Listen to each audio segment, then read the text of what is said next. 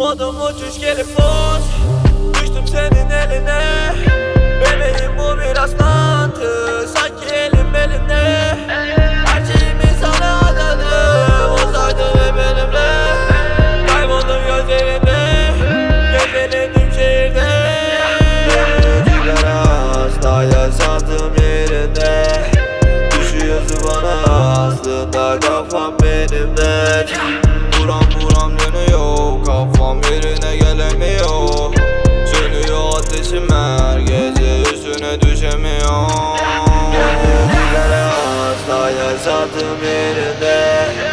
Düşüyorsun bana aslında kafam benimden. Buram buram dönüyor, kafam yerine gelemiyor.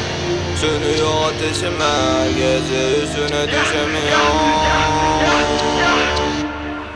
Gördüğüm her şey karanlık. Görüntüler kara. Gördüğüm her şey karanlık. Görüntüler full.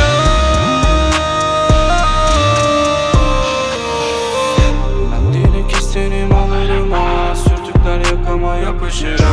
İstedikleri sadece para. Sana da sol yanım yakışır ha. Pahalı gösteren değil ki markanın içindekine ben oldum aptal. Beni bu hayalden kurtar. Dibine kadar yaşarım ben ha. Sigara dumanı gibisin, çektikçe ölüyorum. Bebeğim makara geçmiyorum, geleceğim sensin, bunu ben görüyorum. Dumanım bitiyor, kısıp gözlerime telaşken bu şehir ışıkları. Elimi bırakma, kayboldum çünkü aklım senin yanına çocuk taşır. Gördüğüm her şey karanlık. Görüntüler kara. Gördüğüm her şey karanlık. Görüntüler full.